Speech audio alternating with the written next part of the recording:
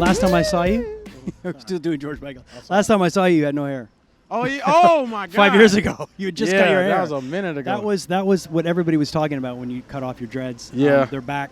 They're back now. It's good to see you, man. It's great to be here. I loved the record in 2002. 2002? 2022, thank you. 20, like, damn. That was 20 years ago. Yeah, you did it. It was amazing. It's 20th anniversary. Melt My Eyes, See Your Future. Mm-hmm.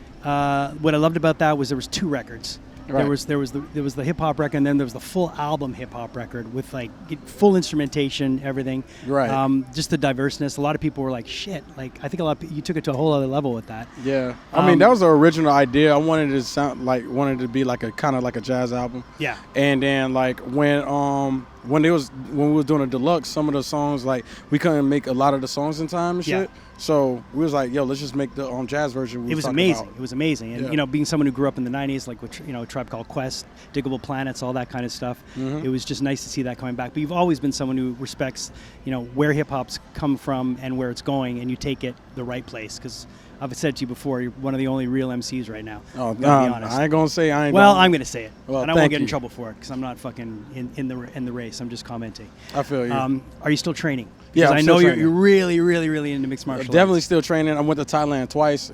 Trained out there for months on end. Tell me, what was that like? Man, that must have been a trip. Well, the training was like this. Yeah. So you get to the place. When the first time I went there, I was training twice a day. Right. So the first day, it would be like in the morning, I would like run around the block 5 times. Yeah. And then I would skip rope. Yeah. Like after I do the run, skip rope, and then I would hit pads. Yeah. Like hitting pads with Crew Falep.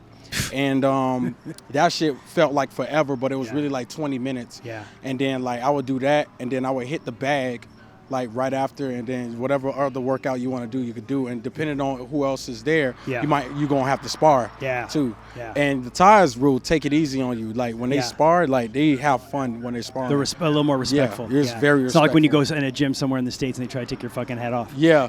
And then like, bro.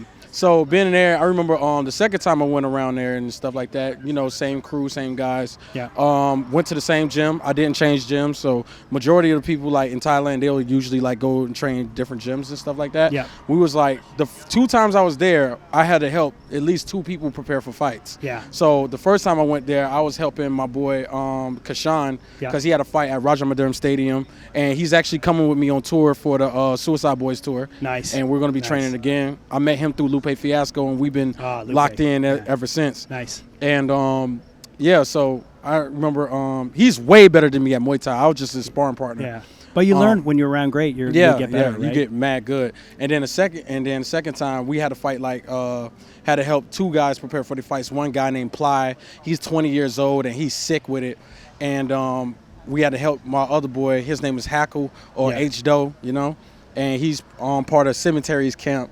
And he was preparing for his MMA fight, but he wanted to get striking in, so he went to in the Air in Bang Tao, and we ended up like sparring and shit. And I was like, just because I'm short doesn't mean I'm like fucking. Yeah. You know what I'm saying? No. And I'm glad you're still sticking with it. Thanks for taking a couple of minutes to chat with us, man. That fucking stage has no idea what's going to happen. In 2019, you annihilated it, and here we are 5 years later, and you're just going to destroy it. So I'm really happy, man. I'm happy you're back, and I'm happy to see the audience just continue to grow with you. Yeah, man. We finna get this thing going. Oh, fuck yeah. Hell yeah. Cool. Thanks, man. Thank you, man. Awesome. Good to see you, Rocket man.